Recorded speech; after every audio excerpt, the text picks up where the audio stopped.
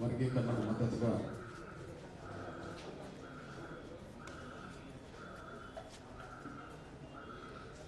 రెడ్డి జగతి ఆధ్వర్యంలో జరుగుతున్న సదస్సుకు అధ్యక్షించిన తమ్ముడు చిట్లా శ్రీనివాస్ రెడ్డి గారికి, నా సోదరులు మధుసూదన్ రెడ్డి, నా సోదరులు ప్రేమ్ గాంధీ ఆర్యవేశ చైతన్య వేదిక పక్షాన తమ్ముడు ఇస్మాయిల్, సోదరులు ఆరుట్ల జానకి రెడ్డి, తమిళ పేరు నిరంజన్ రెడ్డి, వేదిక మీద ఉండబడి నా సోదరులకు, ఎంఆర్పీఎస్ ఉద్యమానికి చైతన్యపడడానికి వచ్చిన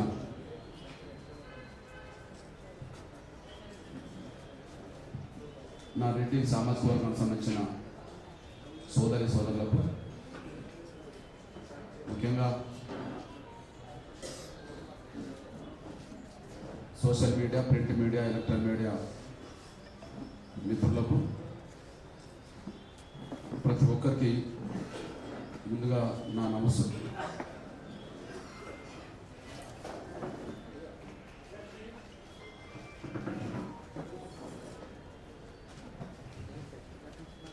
నా రెడ్డి సోదరులారా, సోదరుమణులారా,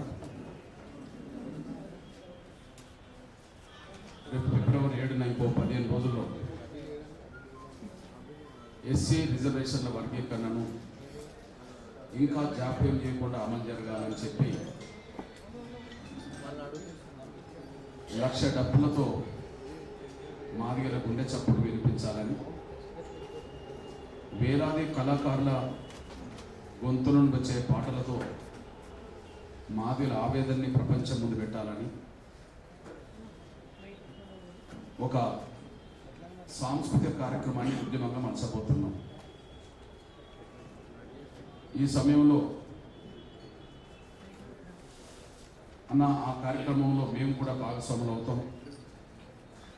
ఈ ఉద్యమానికి మద్దతు ఇవ్వడం అనేది ప్రతి ప్రజాస్వామికవాది బాధ్యత అని చెప్పి చాలా సంఘాలు ముందుకు వచ్చినాయి. బహుశా ఈ నెలలో ఈ సోమాజిగూడ ప్రెస్ క్లబ్లో ఎక్కువ సమావేశాలు మాదిగేతర కుల సంఘాలతోటే వర్గీకరణ మద్దతు జరిగింది. ఇట్లాంటి సమయంలో నా తమ్ముడు శ్రీనివాస్ రెడ్డి చాలా కాలం నుంచి పరిచయం. రెడ్లలో పేదలు, అగ్రకులలో పేదలు, వాళ్ళ విషయం పట్ల ఒక నిజాయితీ కలిగి, కమిట్మెంట్ కలిగి ముందుకు సాగుతున్నాడనే విషయం ఆయనతో జరిగిన చర్చలు సందర్భంగా నాకు అర్థమైంది. నేను ఎప్పుడు ఒక మాట అంటున్నాను, ఏ కులంలో అయినా కొంత ధనికులు ఉన్నారో, పేదలు ఉన్నారు. ఖచ్చితంగా ఏ కులంలో పేదలు ఉన్నారో సమస్య ఎదురైనప్పుడు ఆ పేదల పక్షాన్ని నిలబడాలని మార్పేసి అనుకుంటున్నాను.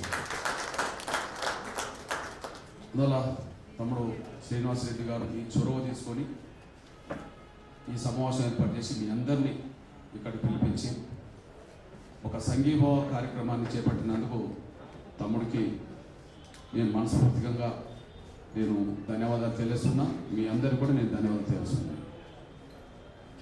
ఖచ్చితంగా ప్లీజ్, ఖచ్చితంగా మీరు ఏదైతే ఈ ఉద్యమానికి మీరు చైతన్యవ్వడానికి, శక్తినివ్వడానికి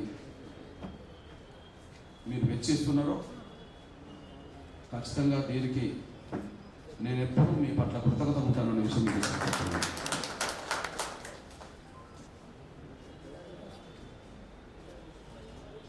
నేను నా జీవితంలో ఎక్కువ కృతజ్ఞతకు విలువనిస్తాను. ఎందుకంటే తమ్ముడు రాజ్యాంగ నిర్మాత అంబేద్కర్ మీ పట్ల ఎంత గౌరవంగా మాట్లాడిండో మనం చూసాం. అందరిలో ఉంటాయి. మధుసూదన్ రెడ్డి, డాక్టర్ బాబాసాహెబ్ అంబేద్కర్ ఒక సందర్భంలో ఆయనను విలేకరులు ప్రశ్నించారు. ఈ సమాజంలో ఎంతోమంది వ్యక్తులను, వాళ్ళ వ్యక్తిత్వాలను చూస్తున్నారు కదా, మీరు చూశారు కదా.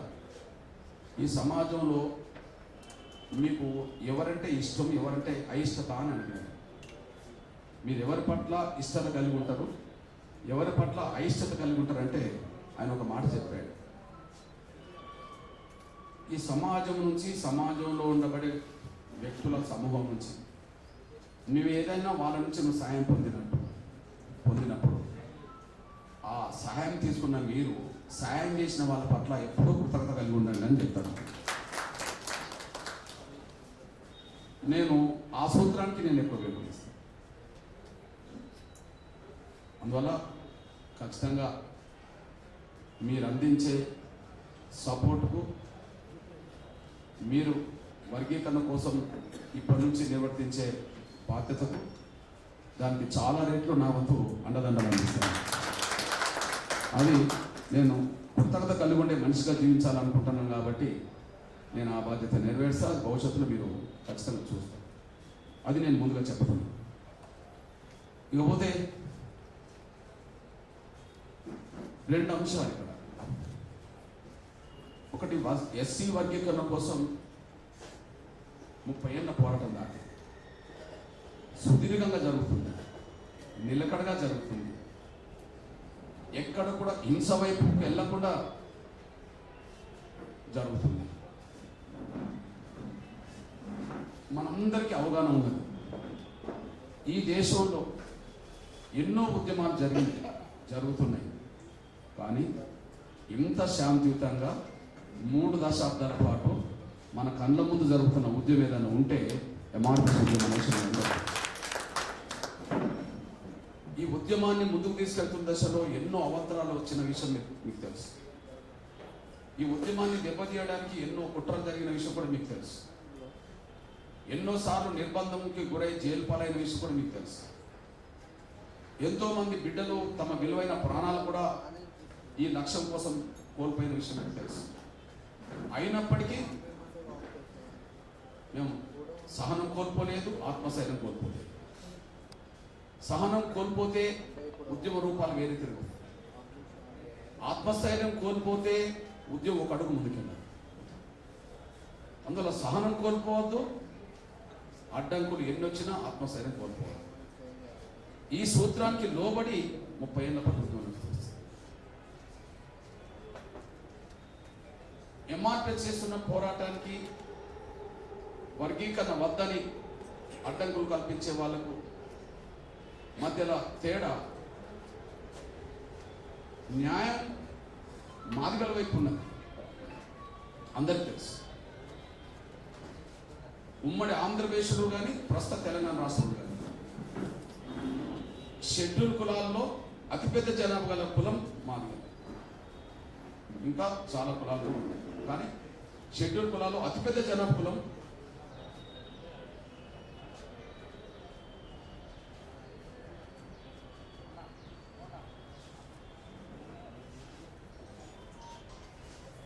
షెడ్యూల్ కులాల్లో అతిపెద్ద జనాభా కులం మాదిగలు. సమాజంలో ఎక్కువ వివక్షత గురైంది, ఎక్కువ పేదరికంలో జీవిస్తున్నది మాదిగలు. ఇది మీ నోటీసులు ఉన్న అంశమే. ప్రతి ఊర్లో, ప్రతి మండలంలో మీకు తెలిసిన అంశమే. అంటే అత్యంత పేద సామాజిక వర్గం సంబంధించిన ఒక జాతి తమకు జరిగిన అన్యాయాన్ని సరిదిద్దుకోవడం చేస్తున్న పోరాటం 30 ఏళ్ళు. కానీ అడుగున అడ్డంకులు కల్పించే వాళ్లకు జనాభా లేకపోయినా మొదటి నుండి వస్తున్న అవకాశాలు పొందిన వాళ్ళు కనుక అన్ని రంగాలను ప్రభావితం చేసే కాడ, శాసించే కాడ వాళ్ళు ఉన్నారు. మాదిగలు మేలుకోవడానికి 94 నుంచి మొదలైంది దండోరా వచ్చిన తర్వాత. కానీ రాజ్యంలోనే భాగస్వాములు అయింది 100 ఏళ్ల క్రితం. మనకు అటువైపు తెలుగు ప్రజలు మద్రాస్ పాలనలో ఉన్నారు, ఇటువైపు నిజాం పాలనలో ఉన్నారు. నిజాం పాలనలో కూడా మంత్రులు మా మాల సోదరులు ఉన్నారు. బిఎస్ వెంకట్రావు, శ్యామ్ సుందర్ రెడ్డి, అంటే 100 ఏళ్ల క్రితం. అటువైపు పాలనలో టంగుటూరి ప్రకాశం పంతులు కాలంలో మద్రాస్ పాలనలో కూడా అక్కడ వేముల కూర్మయ్య అని మా సోదరుడు మంత్రి ఉన్నాడు. 100 ఏళ్ల క్రితం వచ్చిన ఎడ్యుకేషన్ సంబంధించిన ఫండ్స్ అన్ని ఆ వర్గాలకు సంబంధించిన వాళ్ళు. ఎడ్యుకేషన్, ఎంప్లాయ్మెంట్ కాడికి వచ్చినప్పటికీ రిజర్వేషన్లు వచ్చినాయి. అప్పటికి ఎవరు చదువుకునే అవకాశం వచ్చిందో వాళ్ళకి అవకాశాలన్నీ రిజర్వేషన్ పాలన పోయింది. దానివల్ల దళితులకు వచ్చే రిజర్వేషన్లన్నీ ఏకపక్షంగా వాళ్ళు అనుభవించడానికి శక్తినిచ్చారు. ఇప్పుడు అక్కడి నుంచి మొదలైన శక్తి వాళ్ళ దేశ రాజకీయాల్లో, రాష్ట్ర రాజకీయాల్లో చాలా అత్యున్నత స్థాయికి అన్ని ఉద్యోగ వ్యవస్థలను, అన్ని రంగాలను కూడా శాసించే కాడికి వాళ్ళు చేశారు. ఇప్పుడు అడ్డుకుంటున్న వాళ్ళ శక్తి ఎక్కువ, న్యాయం కోసం పోరాటం చేస్తున్న వాళ్ళ పేదరికం ఎక్కువ. కాబట్టి సుదీర్ఘంగా ఇంత జరుగుతున్న కాలం బట్టి ఈ విషయం ఒక విషయం చెప్తూ, రెండో విషయం ఏంటంటే తమ్ముడు రెడ్డి జాగృతి పెట్టినట్టుగానే, నా సోదరుడు వైశ్యకు సంబంధించిన సంఘం పెట్టినట్టుగానే ఈ తెలుగు నేల మీద లేదా దేశవ్యాప్తంగా ప్రతి కులానికి ఒక సంఘం అవుతున్నది. ఒక కులంలో 4 సంఘాలు కూడా ఉన్నాయి నాయకత్వంలో కొంత చిన్న చిన్న విషయాల మీద. ఒక కులంలో 4 సంఘాలు ఉంటాయి, కుల సంఘాలు అయితే ఉన్నాయి దేశంలో. ఎంత అతి తక్కువ జనాభా గల కులమైనా వాళ్ళకంటూ ఒక అస్తిత్వాన్ని కాపాడుకోవడానికి కుల సంఘాలు అయితే ఉన్నాయి. అట్లాంటి కుల సంఘమే ఎంఆర్పిఎస్ కూడా అనుకున్నాం. అట్లాంటి కుల సంఘమే ఎంఆర్పిఎస్ అనుకున్నాం. అంటే మాదిగ రిజర్వేషన్ అంటేనే ఒక కుల సంఘం, ఒక ఆశయం కోసం వచ్చినా అదొక కుల సంఘం. కానీ ఈ కుల సంఘం రెండో పాత్ర కూడా పోషించుకుంటూ వచ్చేసి, ఇప్పుడు వైశ్యులకు అన్యాయం జరిగితే ఎవరు రోడ్ ఎక్కుతారంటే వైశ్యులు రోడ్ ఎక్కుతారు. రేపు ఏదన్నా బలంగా రెడ్డి సామాజిక వర్గానికి ఏదైనా అన్యాయం జరిగితే ఒక రెడ్డి సామాజిక వర్గం బలంగా మాట్లాడతారు. ఇప్పుడు మాదిగలకు అన్యాయం జరిగిన కాడ మాదిగలు మాట్లాడతారు. ఇప్పుడు ఉద్యమం వచ్చిన కాడ ఎవరికైతే అన్యాయం జరిగితే వాళ్ళకి రోడ్డు మీద వస్తాం అనుకుందాం. కానీ మీ సోదరుడిగా నేను రెండో పాత్ర పోషించాలనుకున్నాను. అత్యంత బలహీన వర్గమైన ఈ మాదిగ జాతి ఒక ఉద్యమం చేస్తున్నప్పుడు 30 ఏళ్ల క్రితం ప్రకాశం జిల్లా ఒక మారుమూల సముద్రం ఒడ్డుకున్న మారుమూల గ్రామంలో 10 మందితో మొదలైన ఉద్యమం ఇవాళ దేశంలో అత్యంత శక్తివంతమైన పెద్ద ఉద్యమంగా మారింది. ఈ స్థాయి ఉద్యమం నిర్వహించడానికి శక్తినిచ్చింది నాకు సమాజం. ఆ ఒక్కటి నా మనసులో ఈ స్థాయి శక్తినిచ్చింది. కష్టాలు, బాధలు, నిందలు, జైళ్ళు, నిర్బంధాలు, లాఠీ దెబ్బలు, మరణాలు ఇన్ని ఎదురవుతున్నా దశవారుగా ఉద్యమం విస్తరించుకుంటూ ఒక గ్రామంలో పుట్టిన ఉద్యమం వల్ల 10, 15, 12, 13 రాష్ట్రాలు బలంగా విస్తరించింది. దేశాన్ని ప్రభావితం చేస్తున్న విషయం మీకు చూస్తున్నారు. మరి ఈ స్థాయి శక్తి ఎక్కడి నుండి వచ్చింది? డైరెక్ట్ మాదిగల నుంచి రాలేదు. మాదిగల పోరాటంలో ధర్మం ఉన్నదని చెప్పి సమాజం అందించిన మద్దతు. ఇప్పుడు ఏ మాదిగల పోరాటంలో ధర్మం ఉన్నదని మీరు అనుకుని ఇక్కడికి వచ్చినట్టుగానే గ్రామాల్లో, మండలాల్లో, జిల్లాల్లో ఎంఆర్పిఎస్ చేస్తున్న ప్రతి పోరాటానికి సమాజంలో అన్ని వర్గాల మద్దతు ఉండడం వల్ల ఇవాళ ఎంఆర్పిఎస్ ఉద్యమం. అప్పుడు నేను అనుకున్నది ఏంటంటే ఈ శక్తినిచ్చింది సమాజమైనప్పుడు, ఉద్యమం ముందుకు నడవడానికి శక్తినిచ్చింది సమాజమైనప్పుడు, తిరిగి మనం పెంచుకున్న ఈ శక్తి సమాజం జరిగినప్పుడు తిరిగి సమాజం కోసం కూడా పాటుపడాలనే దాన్ని నేను మార్పు. ఇది ఏ స్థాయికి వచ్చిందంటే ఆ శక్తితో జరిగిన పోరాటం, ప్రభుత్వాలు చేయలేని పనులు, ప్రతిపక్షాలు కూడా మాట్లాడలేని అంశాలు ఎంఆర్పిఎస్ టేకప్ చేసుకుంటూ వచ్చేసారు. ప్రభుత్వాలకు అప్పటికి రాని ఆలోచనలు, ప్రతిపక్షాలు కూడా కొన్ని విషయాల మీద మాట్లాడని విషయాలను ఎంఆర్పిఎస్ లేవనెత్తి ఈ సమాజంలో ఉండబడే అన్ని వర్గాలకు పథకాలు, ఫలితాలు అందించిన చరిత్ర ఎంఆర్పిఎస్ ఉంది. మళ్ళా చెప్తున్నా, ఏ కుల సంఘమైనా తన కుల ప్రయోజనాలు కాపాడుకోవడం ముఖ్యమే. ఒక కులం వల్ల ఇతరులకు అన్యాయం జరగదు, ఇతరుల వల్ల ఆ కులానికి అన్యాయం జరగదు. మాదిగలకు ఇతరుల వల్ల అన్యాయం జరగదు, మాదిగల వల్ల ఇతరులకు అన్యాయం జరగదు. ఇది అనుకుంటున్న దశలో చాలా సమస్యలు ఎదురైంది ఈ ప్రయాణంలో, ఈ ప్రస్థానంలో. కానీ నేను ఆ కోణం గురించి వచ్చి మనకు లాస్ట్కి వచ్చిన విషయాలు చెప్పుకుంటాను. నాకు శక్తినిచ్చింది సమాజమైనప్పుడు తిరిగి సమాజం కోసం కూడా పాటుపడాలి కదా అనుకుంటున్న దశలో నాకు 2004లో ఒక సమస్య ఎదురైంది. అంటే 20 ఏళ్ళ క్రితం ఖమ్మం జిల్లా రెబ్బవరం అనే ఒక గ్రామం ఉన్నది వైరా దగ్గర. నేను అక్కడ చిన్న మీటింగ్ పెడుతున్నప్పుడు ఒక ముస్లిం కుటుంబం నా దగ్గరికి వచ్చింది. అన్న మీ మీటింగ్ వింటాం కానీ మా బాధలు ఏమని వింటరా అని. వింటాం తల్లి చెప్పు అన్న. సంకనో బిడ్డ తీసుకొని వచ్చి, అన్న నా బిడ్డ పేరు నసీమ, ఎదురుగా కనిపించే పూరి గుడిసె మా ఇల్లు అన్న. నా బిడ్డకు గుండెల్లో రంధ్రాలు ఉన్నాయి, గుండె జబ్బున్నదన్న. డాక్టర్ల దగ్గరికి వెళ్తే ప్రైవేట్ ఆసుపత్రికి పోమన్నారన్న. ప్రైవేట్ ఆసుపత్రికి వెళ్తున్నామో 1,40,000 అని ఆపరేషన్ అంటున్నారన్న. కూలి చేసుకునే కుటుంబం అన్న, ఒకనొక బిడ్డ అన్న. ఆపరేషన్ చేయించే స్తోమత లేదన్నా, మీరేమైనా సాయం చేస్తారని. ఏ బిడ్డ ప్రాణమైన ప్రాణమే కదా. వాళ్ళకి చెప్పానమ్మా నా దగ్గర డబ్బులు లేవు, నేను పేదోని, కానీ ఆపరేషన్ చేయించే మార్గం మీద దొరుకుతుంది. డబ్బులే లేనప్పుడు ఇక మార్గం ఏముంటుందన్నా ఆపరేషన్ చేయించడానికి అంటే, మన నా దగ్గర డబ్బులు లేవు కానీ గవర్నమెంట్ దగ్గర ఉంటాయి కదమ్మా, గవర్నమెంట్ దగ్గర తీసుకెళ్ళి చేపిస్తాము అని.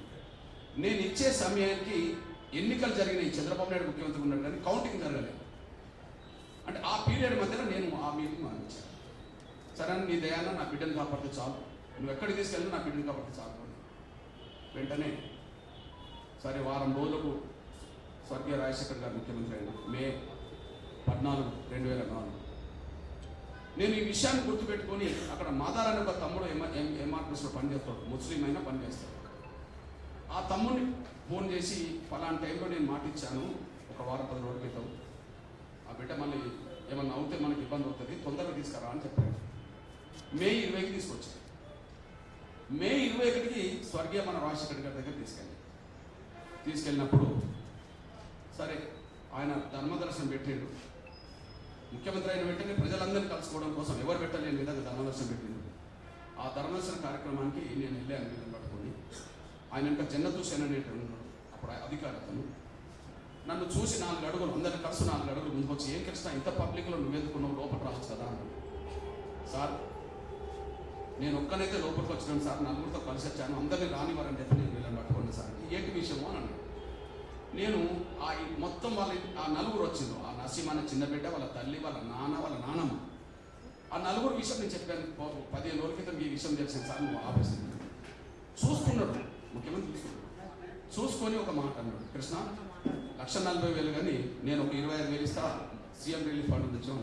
మన అందరూ తెలుసు, అంతకుముందు ఎవరు ఏ ఎమ్మెల్యే లెటర్ రాసినా, ఎంపీ లెటర్ రాసినా, ఏ ముఖ్యమంత్రి అయినా సీఎం రిలీఫ్ ఫండ్ పెడితే 25,000, బాగా ఎవరైనా గట్టిగా పట్టుబడితే 40,000, 50,000 ఇచ్చేవాళ్ళు, అంతకంటే మొత్తం ఇచ్చేవాళ్ళు కాదు. నాకు అదే చెప్పిండు. నేను ఒక మాట అన్నాను, సార్ మరి 25,000 మీరు ఇస్తే ఇక్కడ 1,10,000 ఎవరు పెట్టుకోవాలి అని. కన్నూరు పెట్టుకుంటారు కదా అన్న.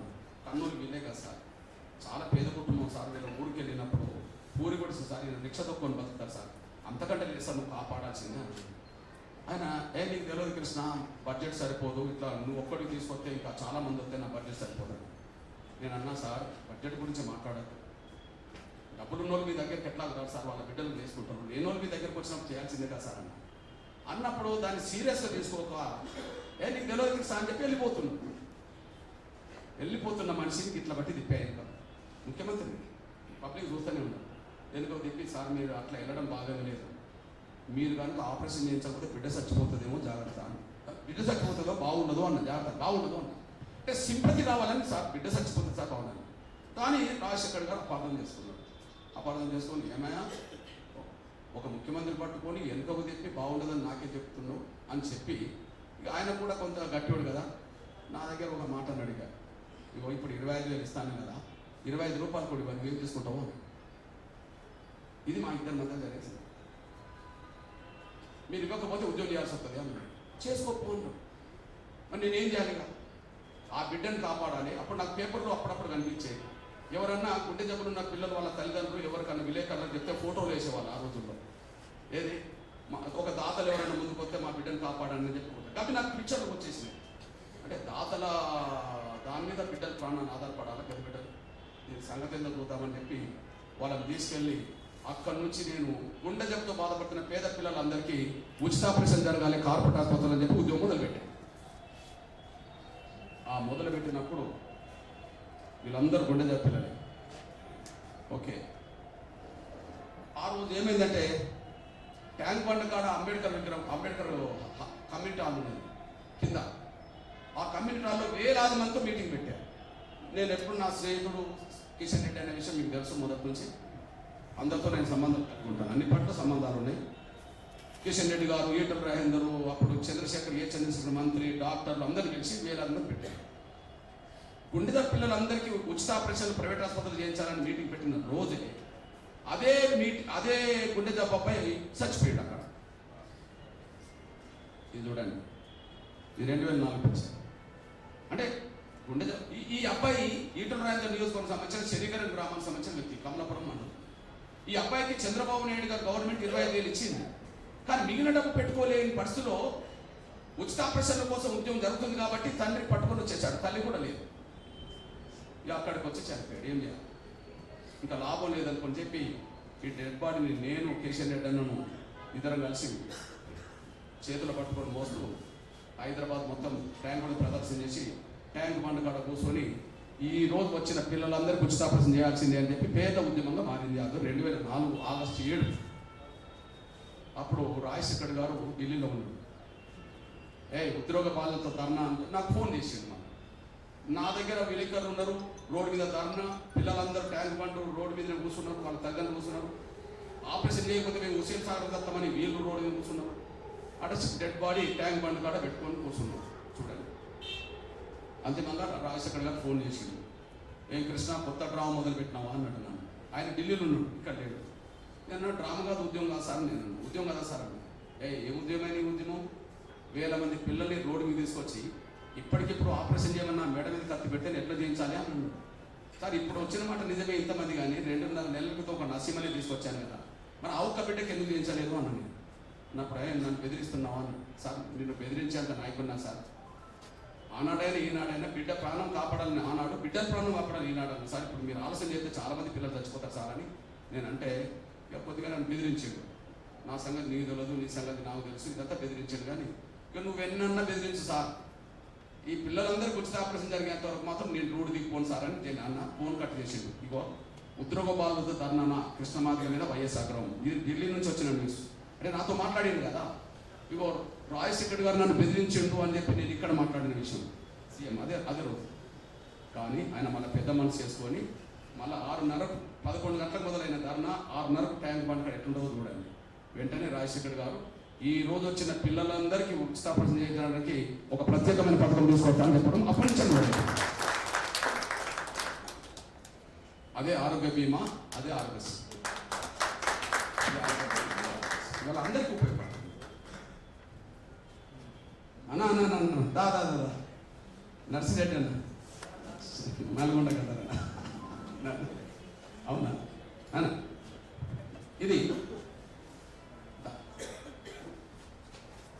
ఇది మీ సోదరుడిగా ఇవాళ మనందరికీ తెలుసు, ప్రపంచంలో కార్పొరేట్ ఆసుపత్రులు ఉన్నాయి. డబ్బులు ఉన్న వాళ్ళు ఒక ఆసుపత్రికి వెళ్తారు, డబ్బులు లేని వాళ్ళు గవర్నమెంట్ ఆసుపత్రికి వెళ్తారు. ఇప్పుడు తమ్ముడు రెడ్డి జాగ్రత్త పేద రెడ్ల కోసం పోరాటం చేస్తున్నాడు అనుకున్నాను. మరి పేద రెడ్లకు ఏదన్నా అనారోగ్య సమస్య తీవ్రమైనది వస్తే ఎక్కడికి పోతారు? కార్పొరేట్ ఆసుపత్రికి పోరు కదా. యాడికి పోతారు? ప్రభుత్వ ఆసుపత్రికి పోతారు కదా. కానీ వాళ్ళ పేద రెడ్లే కాదు, పేదలందరూ కలిసి కార్పొరేట్ ఆసుపత్రికి వెళ్ళే పరిస్థితి మాత్రం మార్చేసుకుంటున్నారు. అంటే సమాజం అందించిన శక్తితో ఎంఆర్పీఎస్ ఎదిగినప్పుడు తిరిగి సమాజానికి సేవ చేయాలి అనే ఒక లక్ష్యమే ఇవాళ నేనంతా ఇది చెప్పాను కదా. ఒక్కసారి ఇది వాస్తవమా కాదా అనే విషయం స్వర్గీయ రాజశేఖర్ గారు చనిపోక ముందు అసెంబ్లీ ఏం మాట్లాడిందో వినండి.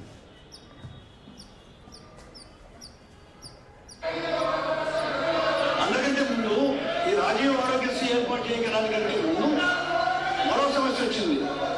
మేము అధికారంలోకి వచ్చిన మొదటి సంవత్సరంలోనే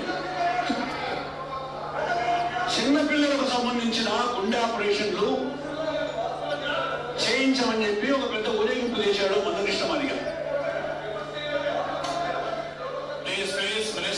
ఆయనకు కూడా 12 సంవత్సరాల వయసున్న పిల్లలందరికీ చేయించాలని చెప్పి ఊరేగింపు తీశాడు.